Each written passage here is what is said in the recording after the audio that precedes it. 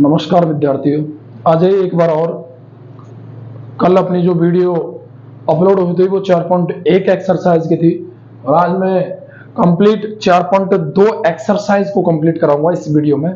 ठीक है, तो पहला जो हमारा सवाल है वो है कि गुणनखंड विधि से निम्नलिखित समीकरणों को हल कीजिए।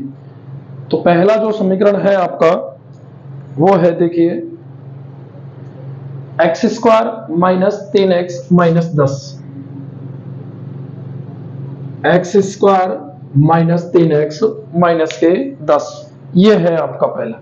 ठीक है, अब इसको अपन कौन सी विधि से हल करेंगे? गुणनखंड विधि से। तो गुणनखंड विधि से हल करने के लिए मैंने आपको बता रखा है, ये द्विघात समीकरण है।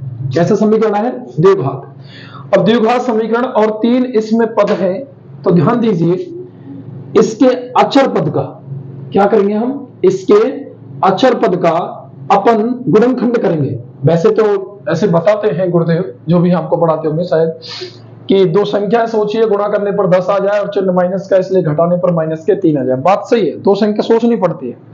वो ऐसी दो संख्या जो गुणा करने पर 10 आ जाए, लेकिन घटाने पर और माइनस का चिन्ह, इसलिए घटाने पर माइनस का 3, और यदि यहाँ चिन्ह प्लस का होता तो जोड़ने पर माइनस का 3। ये चिन्ह सहित संख्या आनी चाहिए। ठीक है, जोड़ना और घटाना निर्भर करता है बिल्कुल जस्ट अचर संख्या के पहले का चिन्ह, यदि माइनस है तो घटाने पर और प्लस है तो जोड़ने पर। अब सुनो, वो दो संख्या सोच में नहीं, हकीकत में तो वो गुणनखंड करने होते हैं। जैसे मैं 10 के गुणनखंड करूं तो 2 का भाग देंगे, 2 पंजे 10 और 5 एकम 5। दो संख्याएं आते ही हम अपने यहां पर वो कंप्लीट गुणनखंड क्रिया कंप्लीट हो जाएगी हमारी। तो देखो, 5 इंटू 2 करेंगे तो 10 आएगा, और 5 में से 2 घटाएंगे तो 3 बचता है, लेकिन 5 में से 2 घटाने पर प्लस का 3 बचता है। यदि मैं -5 माइनस की संख्या बड़ी लूं तो घटाने पर क्या बचेगा? माइनस के 3। क्या बचेगा? माइनस के 3। यानी कि जब जब घटाने पर संख्या माइनस की बचेगी तब तब बड़ी संख्या किसकी होगी? माइनस की। तो ध्यान दीजिए, एक तो इसका पहला पद और एक इसका लास्ट का पद, इसमें अपन कोई चेंज नहीं करते। आगे बात समझ। तो फिर क्या करेंगे? फिर साहब बीच की संख्या हम चेंज करेंगे। तो बीच के कौन कौन की संख्या? माइनस के 5x और प्लस के 2x। ये दो संख्या सोची थी, -5 और 2। 4 पद बनते ही दो दो पदों का जोड़ा बनाएंगे। यहां से दोनों जगह से x कॉमन आएगा। कॉमन हमेशा छोटी घात आती है। ठीक है, तो x की एक घात आ गई तो यहाँ x बचा, यहाँ माइनस के 5 प्लस। अब देखो, छोटी संख्या और छोटी घात तो यहाँ आनी नहीं है क्योंकि यहाँ x है ही नहीं, लेकिन यहाँ 2 और 10 में से छोटी संख्या 2 है। दूसरी चीज ये देखो कि 2 का दूसरी संख्या भाग जा रहा है या नहीं जा रहा, तो ही कॉमन लेंगे। तो 10 में भाग जाता है, तो यहाँ x और यहाँ 2 पंजे 10। तो दोनों कोष्टक सेम है, एक कोष्टक यहाँ से कॉमन लेंगे तो यहाँ बचेगा x और यहाँ बचेगा 2। तो ये जो वैल्यू है ये आ जाएगी x माइनस 5 बराबर 0 और x प्लस 2 बराबर 0। x की वैल्यू 5 और यहां से x की वैल्यू माइनस के 2। ये गुणनखंड विधि द्वारा समीकरण का क्या हो गया? हल हो गया। यदि खाली गुणनखंड ही पूछे तो बस गुणनखंड तो ये है, x माइनस 5 और x प्लस 2। यदि हल पूछ रहा है तो यहां तक निकाल सकते हैं। दूसरा सवाल है आपका, देखिए, 2x square plus x minus 6, 2x square plus x minus 6। और तीसरा जो सवाल है वो है root 2x square plus 7x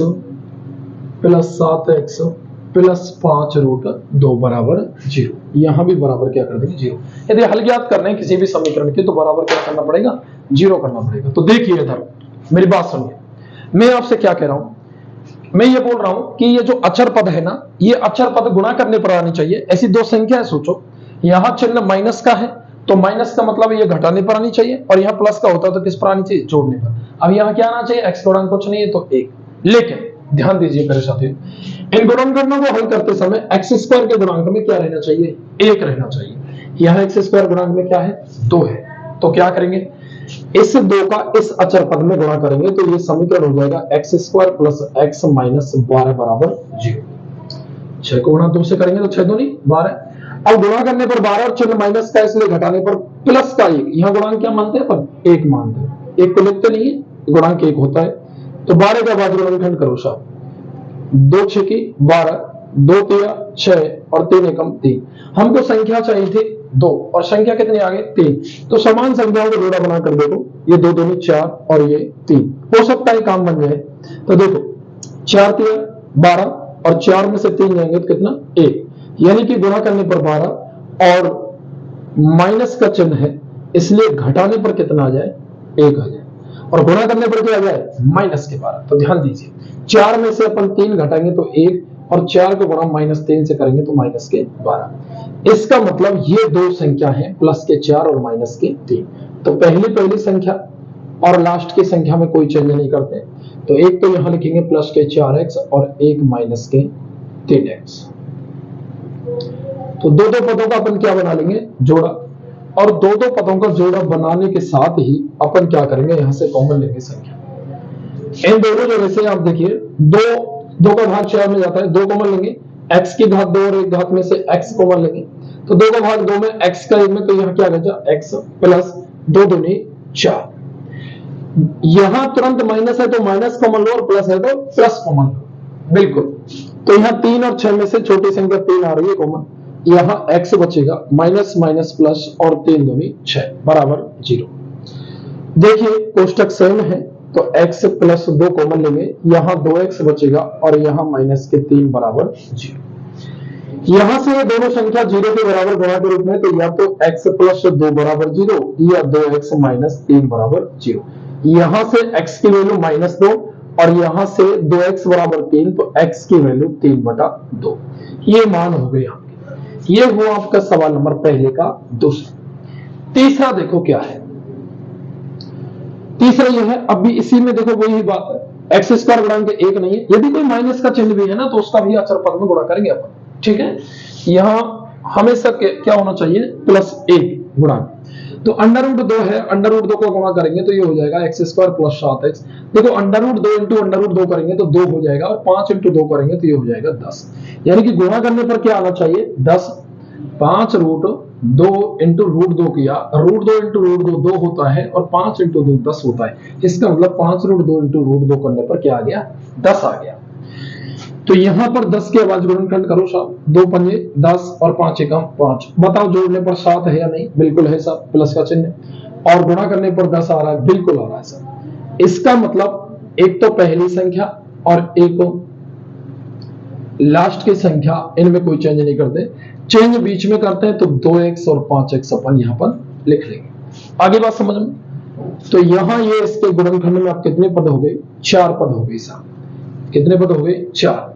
अब 4 पद में से देखो ये जो 2 है इसको मैं ऐसे लिख सकता हूं √2 इंटू √2 लिख सकता हूं या नहीं, बिल्कुल लिख सकता हूं सर। तो इसमें से √2 कॉमन आ रहा है, एक तो बोलो आ रहा है नहीं आ रहा, 2 घात और x की एक घात में से x की एक घात, तो यहां तो क्या बचेगा x आगे चिन्ह प्लस, और यहां बचेगा एक √2 प्लस, दोनों जगह से 5 कॉमन है, यहां x बचेगा और यहां बचेगा √2 बराबर 0। दोनों जगह से कॉमन आएगा x प्लस √2, तो यहां बचेगा √2x प्लस के 5 बराबर 0। तो या तो x प्लस √2 बराबर 0 या √2x प्लस 5 बराबर 0। यहां से x का मान आएगा वो आएगा माइनस के √2, और यहां से जो x का मान आएगा तो √2x बराबर माइनस के 5 और x बराबर माइनस के 5/√2, ये हो जाएगा। बताओ कोई समस्या आएगा, कोई समस्या नहीं है सर। ये हो गई आपके सवाल नंबर दूसरे और तीसरे। अब अपन 2 सवाल और हैं इसमें, उन दोनों सवालों को हल करेंगे। पहले के 5 सवाल थे, तीसरा सवाल है आपका, सॉरी चौथा सवाल 2x² माइनस x प्लस 1/8 बराबर 0, और 5वां सवाल है 100x² माइनस 20x प्लस 1 बराबर 0।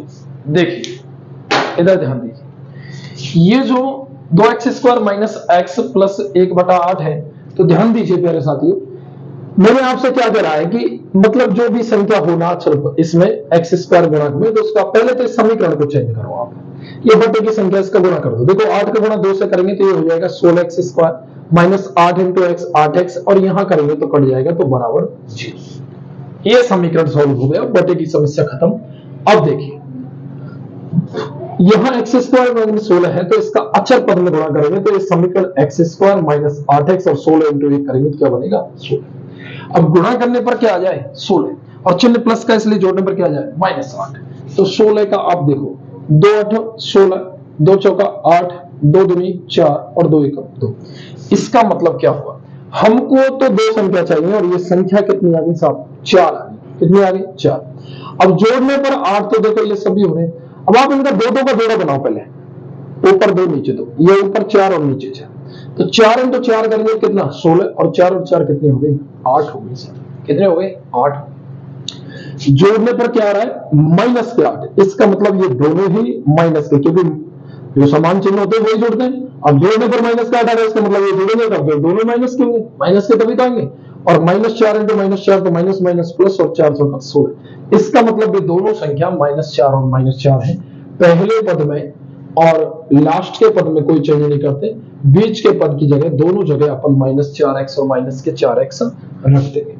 आ जाइए अब यहां दो पदों का अपन जोड़े बनेंगे तो देखो दोनों जगह से 4 और 16 में से 4 कॉमन आ रहा है, x की घात 2 और एक घात में से x कॉमन आ रहा है तो 4 चौका 16 और यहां क्या बचा x माइनस इसमें क्या बचेगा 1। 4x का 4x में आएगी बात, यहां माइनस है तो माइनस कॉमन लो और प्लस है तो प्लस। इन दोनों में से कुछ कॉमन नहीं आ रहा तो क्या लेंगे 1। तो यहां तो बचेगा 4x माइनस प्लस माइनस 1 बराबर 0। दोनों कोष्टक सेम है तो 4x माइनस 1 कॉमन लेंगे तो यहाँ 4x बचेगा और यहाँ -1 बराबर 0।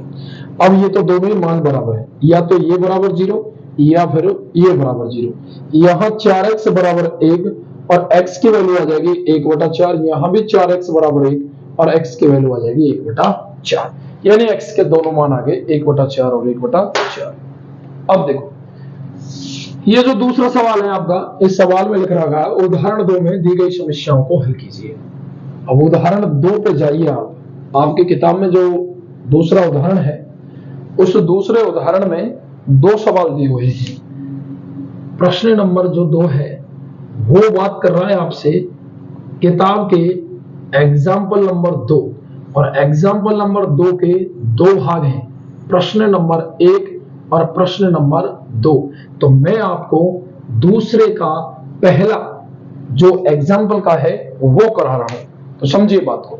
ये कह रहा है कि इनको आप गणितीय रूप में व्यक्त करो, हम आपको हल नहीं करने, सिर्फ एक समीकरण के रूप में व्यक्त करने हैं। और सवाल क्या है ढंग से पढ़िए।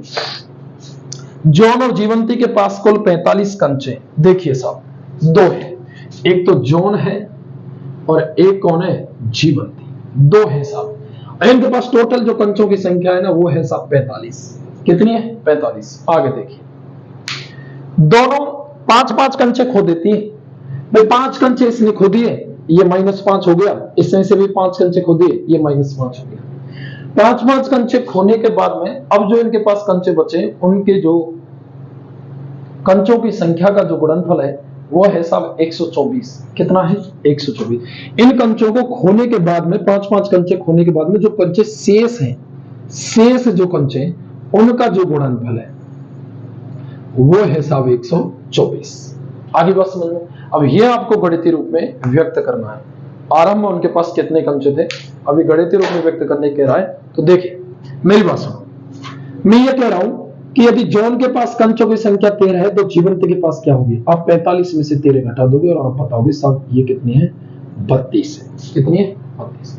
मैं जॉन के पास कंचों की संख्या 20 मान लो, आप 45 में से 20 घटा दोगे और कितने बचोगे साहब 25 बचेंगे। कितने बचेंगे 25। इसका मतलब क्या हुआ, इसका मतलब यह हुआ कि किसी एक के पास कंचों की संख्या आपको पता होनी चाहिए, दूसरे के पास अपने आप निकलेगी, क्योंकि टोटल 45 में से हम क्या कर देंगे घटा देंगे। तो मान लेंगे अपन, माना कि जॉन के पास कंचे, अब जॉन के पास कंचे कितने हैं x मान लो, तो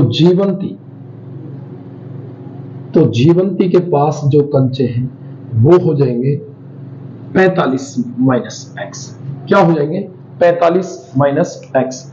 अब ये 5 कंचे खो देने के बाद, 5 कंचे खो देने के बाद प्रश्नानुसार क्या कह रहा है, अब 5 कंचे खोलेंगे तो एक बात बताओ, ये 5 कंचे खोदेगी तो ये तो x माइनस 5 बचेंगे, और इसमें से 5 कंचे खो जाएंगे, यानी 45 माइनस एक्स में से 5, तो 45 में से 5 गए कितने बचे, 40 माइनस एक्स, ये बचेगा। अब इनके पास जो ये कंचे बच रहे हैं, इन दोनों कंचों की संख्या का जो गुणनफल है साहब वो है 124। कितना है साहब, 124। इसको गुणनफल 5 कंचे खोले तो ये तो x माइनस 5 बचा, ये 40 माइनस एक्स बचा। इन दोनों का गुणनफल मैंने कितना कर दिया, 124। गुणा कर दो साहब, पहले x का गुणा 40 माइनस एक्स से, फिर माइनस 5 का गुणा 40 माइनस एक्स से, बराबर 124। 40 into x 40x minus x into x x square, 40 पंजे 200 माइनस माइनस प्लस 5x बराबर 124। तो ये हो जाएगा माइनस के एक्स स्क्वायर और प्लस के 5x और प्लस के 40x प्लस के 45x, और ये माइनस के 200 और ये 124 भी इधर आएंगे तो ये भी माइनस के, पक्षांतरण करने पर तो ये हो जाएगा आपका माइनस के एक्स स्क्वायर प्लस के 45x माइनस के 324 बराबर 0। माइनस का भाग दे दो, x square minus 45x plus 324 बराबर 0। ये हो गया साहब इनका गणितीय रूप। एक्स यहां है कंचों की संख्या, ठीक है। तो जॉन के पास कंचे x और जीवंत के पास x का जो मान आएगा उसको घटा देंगे, लेकिन यहां इसने मान नहीं पूछा, सिर्फ क्या पूछा है, गणितीय रूप। आप वहां यही कहा था कि एग्जाम्पल 2 को दी गई समस्या को हल कीजिए, और एग्जाम्पल 2 कह रहा है कि निम्न को गणितीय रूप में प्रदर्शित करो। ये हो इनका गणितीय रूप। आगे देखिए अगला जो सवाल है वो क्या कह रहा है, बहुत शानदार सवाल है, सिंपल है, ढंग से देखो। दूसरा जो सवाल है वो ये कह रहा है साहब कि एक कुटीर उद्योग में कुछ दिन कि कुछ खिलौने बनते हैं, ठीक है साहब। एक कुछ जो कुटीर उद्योग है, कुटीर उद्योग, उसमें खिलौने बनते हैं साहब। क्या बनते हैं, खिलौने। और प्रत्येक खिलौने का मूल्य 55 में से एक दिन में निर्माण किए गए खिलौनों की संख्या घटाने से प्राप्त होता है। इसका मतलब जो खिलौने का जो मूल्य है वो ₹55 में से एक दिन में निर्मित खिलौने कितने हैं, वो क्या है, खिलौने का मूल्य है। किसी दिन कुल निर्माण लागत उनमें कितनी थी साहब, 750। कुल जो लागत है वो कितनी है साहब, 750। तो ये पूछ रहा है कि उस दिन खिलौनों की संख्या क्या थी। अब खिलौनों की संख्या जो है वो इसने दी नहीं है, एक दिन में निर्मित खिलौने की संख्या इसने दी नहीं है, बिल्कुल साहब। अब दी नहीं है तो क्या करेंगे, वो हम मानेंगे, क्या करेंगे, मानेंगे। तो यहां मान लेंगे, माना कि खिलौने की संख्या x, क्या मान लिया साहब, x मान लिया, इनकी संख्या x मान ली, तो मूल्य क्या हो जाएगा, मूल्य हो जाएगा साहब 55 माइनस एक्स, एक खिलौने का, एक खिलौने का मूल्य हो जाएगा 55 माइनस एक्स। अब आप मेरी बात सुनो, आपके पास 2 किलो चीनी है साहब, क्या है, 2 किलो चीनी, और आप ये कह रहे हो कि साहब 1 किलो चीनी का मूल्य 10 रुपए है, तो बताओ 2 किलो कितना हुआ, 20। अरे 2 इंटू 10 कर देंगे तो 20 आ जाएगा। या फिर आपके पास 5 किलो चीनी है, 1 किलो चीनी का मूल्य 10 है, तो 5 इंटू 10 बराबर कितना हो गया, 50 हो गया। बोलो हुआ या नहीं हुआ, बिल्कुल हुआ साहब। अब सुनो मेरी बात, सुनो अब ये कह रहा है कि खिलौने तो क्या है, x, खिलौनों की संख्या क्या है, x, एक खिलौने का मूल्य कितना है, 55 माइनस एक्स, यानी चीनी कितनी है, 5 किलो, ये चीनी कितनी है, 5 किलो, ये संख्या हो गई टोटल कंप्लीट, मात्रा हो गई चीनी की, ये खिलौनों की संख्या हो गई। अब मूल्य क्या दे रखा है, 55 माइनस एक्स, इसने कितना दे रखा, 10। तो कुल जो मूल्य था, कुल जो लागत थी उसकी कितनी है, इसका आपस गुणा कर रहे थे, तो वही बात है, कुल जो लागत है वो कितनी है, 750। तो हम अब आपस में गुणा करेंगे, एक दिन में खिलौनों का जो एक खिलौने का मूल्य है उसमें गुणा कर देंगे खिलौनों की संख्या का। तो प्रश्न अनुसार x का गुणा 55 माइनस एक्स से करेंगे, और ये निर्माण लागत दे रखी है इसने 750। अब x इंटू 55 करेंगे तो ये हो जाएगा 55x minus x into X square बराबर 750।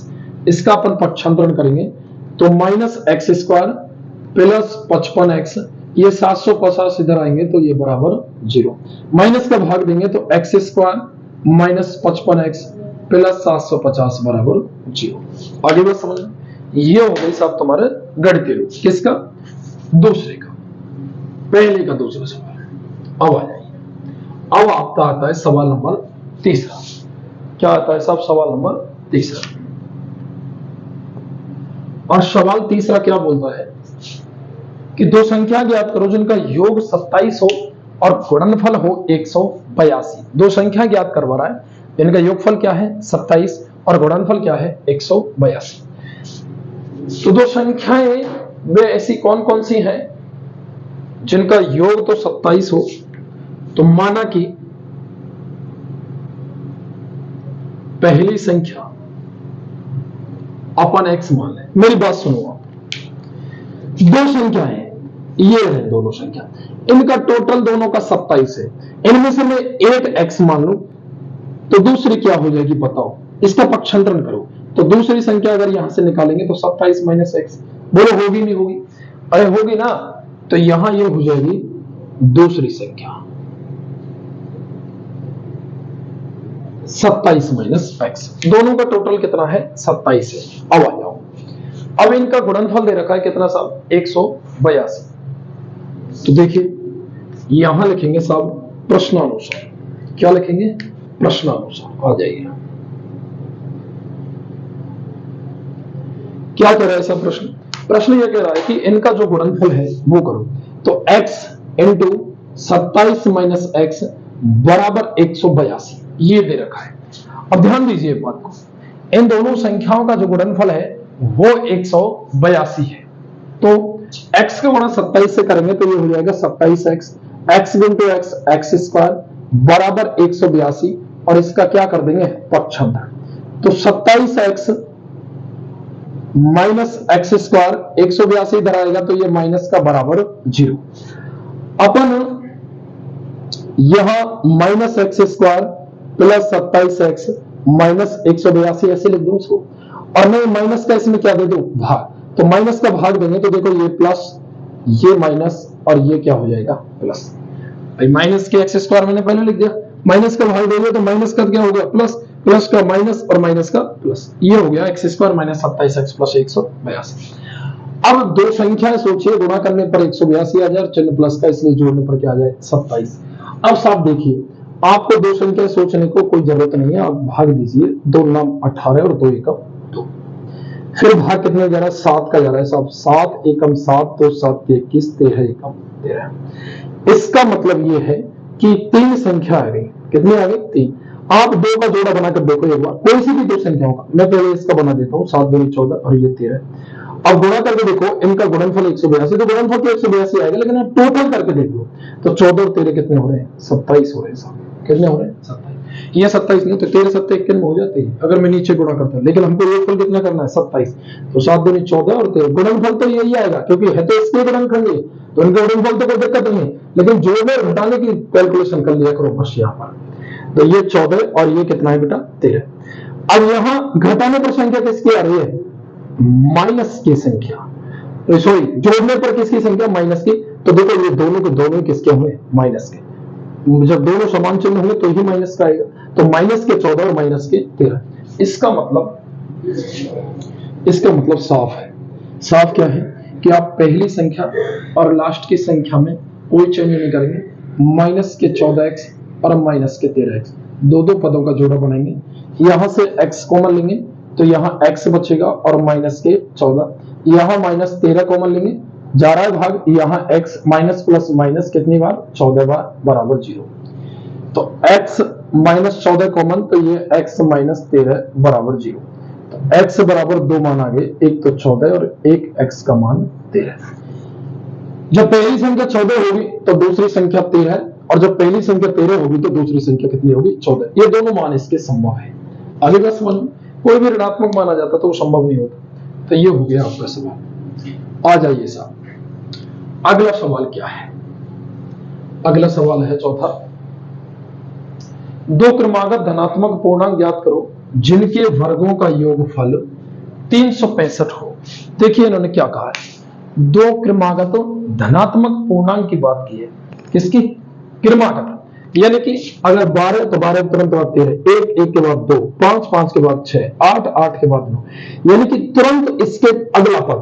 अब ये पता नहीं ये जाने कितना है, ये अगर मैं x मान, बोलो ये एक अधिक ही तो है, तो ये x है, तो ये क्या हो जाएगा x प्लस 1। भाई एक अधिक ही तो है अगला पद, तो ये मानेंगे अपन। तो माना कि पहला पूर्णांक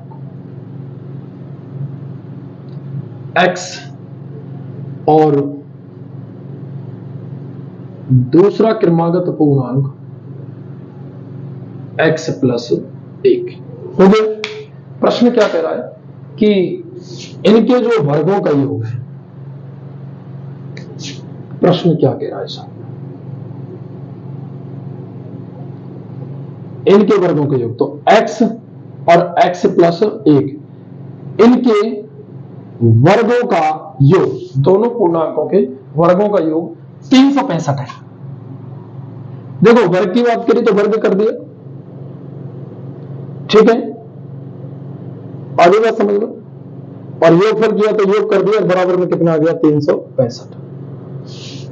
अब देखिए ये तो एक्स स्क्वायर है, ये a प्लस बी के होल स्क्वायर से खुलेगा, तो a square plus B square 1 plus 2ab 2x, 2 into 1 into X 2x बराबर 365। क्या कर देंगे पक्षांतर, एक्स स्क्वायर और X square 2x square plus के 2x प्लस 1 और ये 365 इधर आएंगे तो किसके होंगे माइनस के। तो ये हो गया सब 2x square plus 2x minus के 364 बराबर 0। 2 का इसमें भाग दे दो तो ये हो जाएगा x square plus x minus 182 बराबर 0। देखो 2 का भाग 2 से 2 कटेगा, यहां भी कटेगा, और 2 एकम 2, 1 बचा, 2 8 16 और 2 दूनी 4, 182 बचा। अब गुणा करने पर 182 और माइनस का चिन्ह इसलिए घटाने पर कितना 1, ये अभी वाला पद है। देखो 2 नाम 18, 2 एकम 2, 7 से ये 13 बार और 13 का ये 1, तो ये 7 दूनी 14 करो अपन। ये 14 और 13 ये दो ही संख्या है जिनको गुणा करने पर 182 आ जाए, और मैं यदि घटाऊं तो प्लस का 1, तो ध्यान देना घटाने पर प्लस का 1 है, इसका मतलब बड़ी संख्या प्लस की है। जो चिन्ह घटाने पर बच रहा है ना वही संख्या बड़ी होगी, ठीक है। तो प्लस का 14 और माइनस का 13। तो देखो एक्स स्क्वायर और माइनस के 182, इन दोनों में कोई चेंज नहीं, बीच में चेंज तो 14x माइनस के 13x, तो दो पद के ये जोड़ा बन जाएंगे। तो x कॉमन, यहां x प्लस 14, यहां माइनस 13 कॉमन लेंगे तो ये भी बचेगा x प्लस 14 बराबर 0। इसमें से x प्लस 14 कॉमन आएगा तो यहां x बचेगा और यहां माइनस 13 बराबर 0। तो दो संख्या आएंगी, x का मान माइनस 14 और x का मान यहां 13। यह क्रमागत धनात्मक पूर्णांक की बात कर रहा था इसलिए ये निरस्त हो गया। तो x का मान कितना आ गया 13।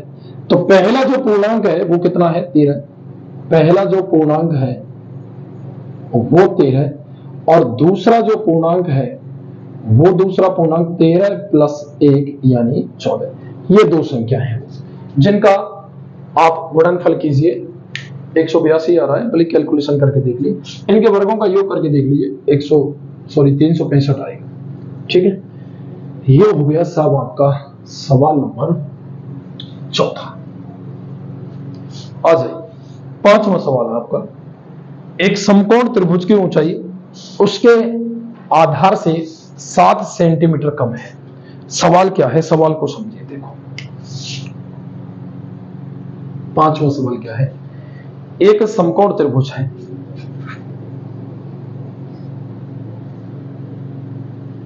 ठीक है साहब। अब इस समकोण त्रिभुज की जो ऊंचाई है वो आधार से कितनी कम है 7 सेंटीमीटर कम है। इसकी जो ऊंचाई है ये ए, ये बी और ये सी, ये ऊंचाई है, इसकी हाइट है ये समकोण त्रिभुज की।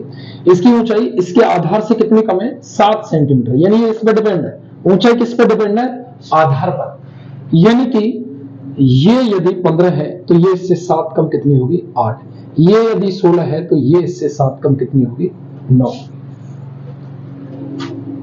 इसकी ऊंचाई इसके आधार से कितनी कम है 7 सेंटीमीटर कम है, तो आप देखिए ये ना पता 15 है यानी 16 है यानी 17 है यानी क्या है, मैं इसको क्या मान लेता हूँ, x मान लेता हूँ। क्या मान लेता हूँ सर, x मान लेता हूँ। तो ये जो है इसकी ऊंचाई उसके आधार से कितनी कम है सर, 7 सेंटीमीटर कम है।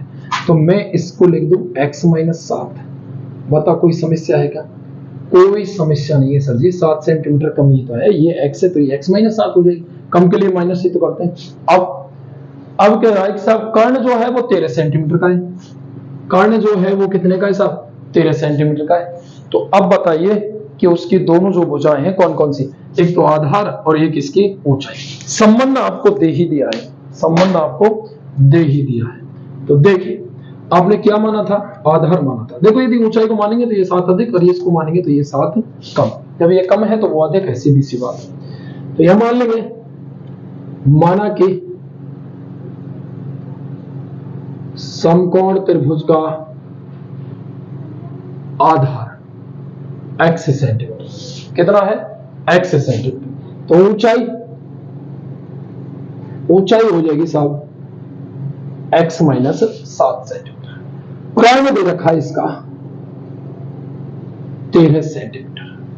और अपन एक पाइथागोरस प्रमेय पढ़ते हैं, बोलो पढ़ते ही नहीं पढ़ते, हमको संबंध ही तो चाहिए x में, और संबंध क्या है समकोण त्रिभुज में, पाइथागोरस प्रमेय। कर्ण का वर्ग बराबर लंब का वर्ग प्लस आधार का वर्ग, बोलो है या नहीं, बिल्कुल है साहब। कर्ण क्या है 13 का वर्ग, लंब क्या है x माइनस 7 का वर्ग, और आधार क्या है x का वर्ग। खोलिए इसको, 13 का वर्ग 169 बराबर a माइनस बी का होल स्क्वायर, तो a square plus B square minus 2ab, तो 2 इंटू 7 14x प्लस x into X square, x का स्क्वायर। इसका देखो अपन ये हो जाएगा, पक्षांतरण कर दीजिए इसका, तो देखो x स्क्वायर और x स्क्वायर तो हो जाएगा 2x स्क्वायर माइनस के 14x प्लस के 49, ये होगी 169 उधर जाएगा तो किसका हो जाएगा, माइनस का, बराबर 0। तो 2x स्क्वायर माइनस के 14x। अब 169 में से आप क्या घटाएंगे साहब, आप घटा दीजिए 49, तो ये 0 ये 2 और ये साहब कितना बचेगा,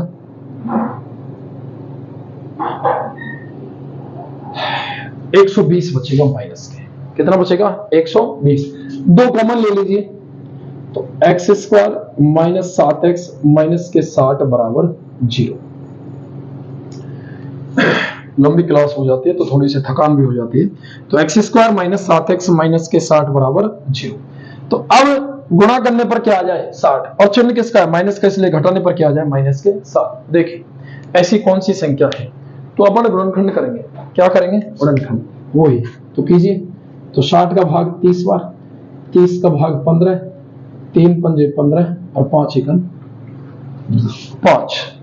अब देखिए घटाने पर 7 कब बच रहे हैं, गुणा करने पर तो ये 60 आ जाएगा, कोई दिक्कत नहीं है। लेकिन देखो 2 दूनी 4 और 5 दिया 15, 15 में से 4 जाएंगे 7 नहीं बचते 7। ऐसा करो 3 दूनी 6 और 6 दूनी 12, इनका गुणा कर लो, ये 12 और ये अकेला कितना है 5, बोलो 7 बच रहे नहीं बच रहे, बिल्कुल बच रहे 7। तो 12 और 5, बस आप गुणा करने की प्रक्रिया नहीं देखनी, आपको क्या देखना है सिर्फ घटाना और जोड़ना कि ये कैलकुलेशन फिट बैठ रही है या नहीं बैठ रही। तो 12 में से 5 गए तो कितने बचते हैं 7 बचते हैं, 7 कितने बचते हैं 7, लेकिन 7 माइनस के तो बड़ी संख्या माइनस की। तो फिर दो संख्या कौन कौन सी हैं, एक तो माइनस के 12 और एक प्लस के 5। तो एक तो एक्स स्क्वायर में नो चेंज, एक माइनस 60 में नो चेंज, तो एक तो अपन का माइनस के 12x और एक प्लस के 5x। देखो ये दो दो पद का जोड़ा बन गया, तो x common x minus 12 plus 5 common x minus 12 बराबर 0। x माइनस 12 कॉमन, यहाँ x और यहाँ प्लस 5 बराबर 0। ये हो गई। अब देखिए यहां से ये दोनों कोष्टक 0 के बराबर करेंगे तो ये हो जाएगा x माइनस 12 बराबर 0 और x प्लस 5 बराबर 0। x बराबर माइनस 5 ये निरस्त होगा, क्यों होगा, क्योंकि कभी भी भुजा ऋणात्मक नहीं होती किसी भी आकृति की।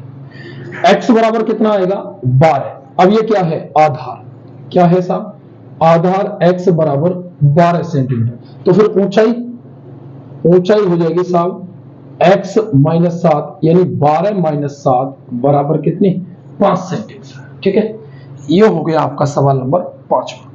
अब जो सवाल है वो है आपका सवाल नंबर 6, लास्ट सवाल है इसका। देखिए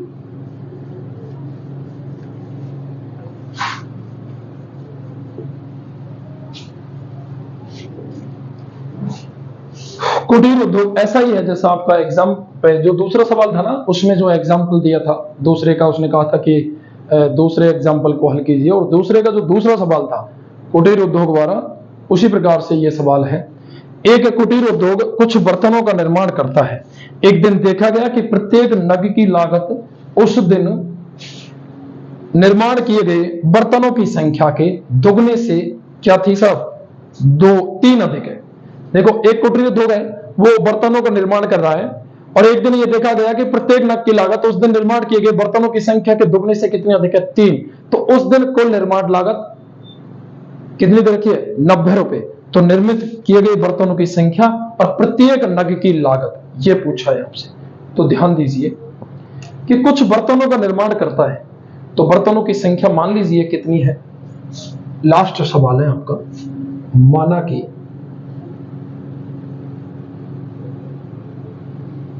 बर्तनों की संख्या बराबर x।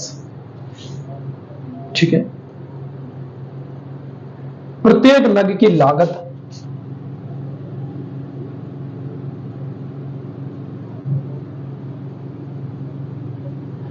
बर्तनों की संख्या तो क्या होगी साहब x हो गई, और प्रत्येक नग की लागत क्या है उस दिन निर्माण किए गए बर्तनों की संख्या क्या है x, इसका दुगना 2x से 3 अधिक के लिए 3 जोड़ दिया। दोबारा सुनिए, ध्यान दीजिए क्या कर दिया मैंने कि निर्माण जो लागत है वो सवाल पढ़िए साथ साथ में, किताब रखे करो आपके साथ में, मैं प्रश्न नहीं लिख सकता यहाँ बोर्ड पर, काफी टाइम खर्च हो जाता है।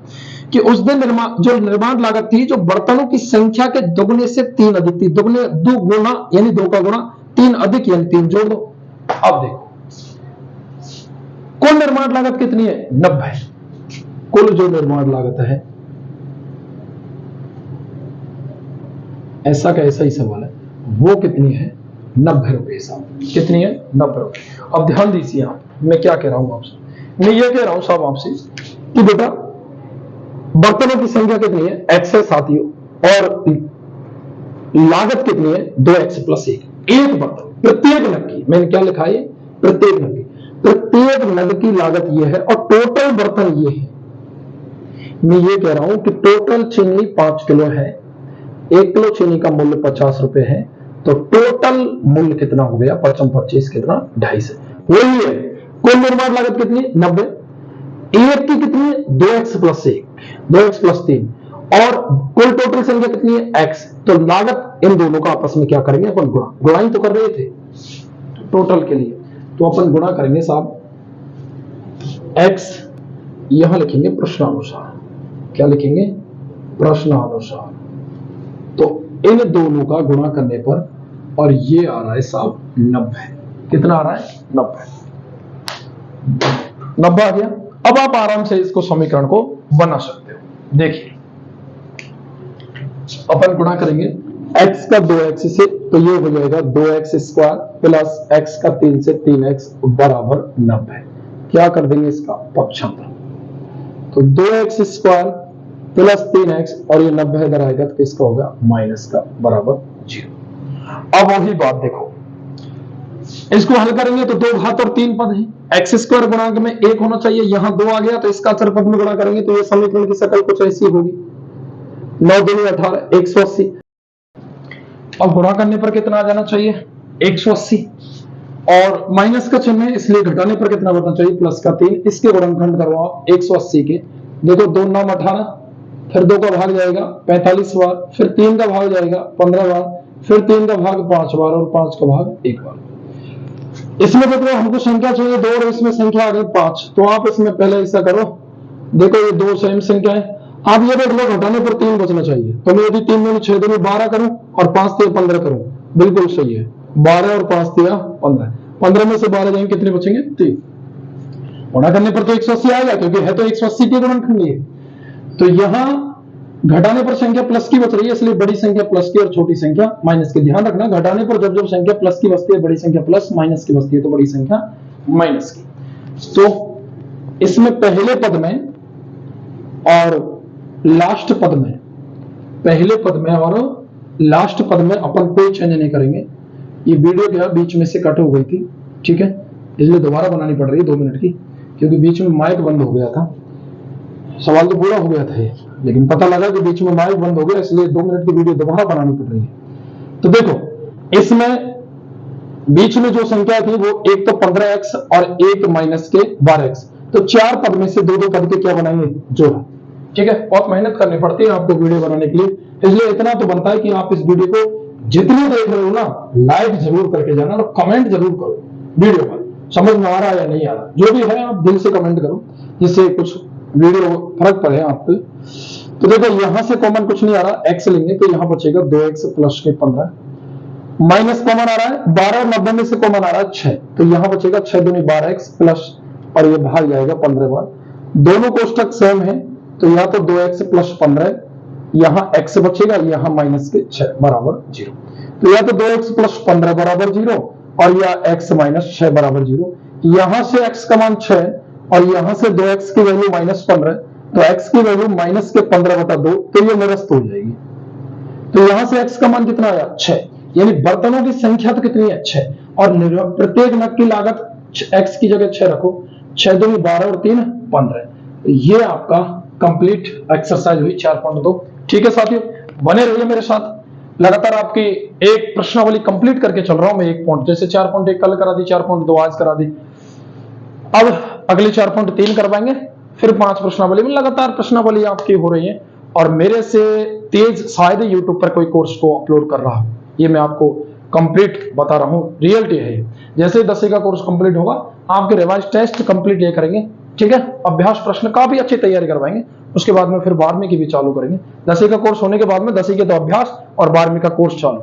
ठीक है, आप वीडियो को लाइक जरूर किया करो, कमेंट करो और शेयर करो, और बेल आइकन को बटन जरूर दबाओ, चैनल को ज्यादा से ज्यादा सब्सक्राइब कर पाओ। ठीक है, धन्यवाद साथियों, जय हिंद, जय भारत।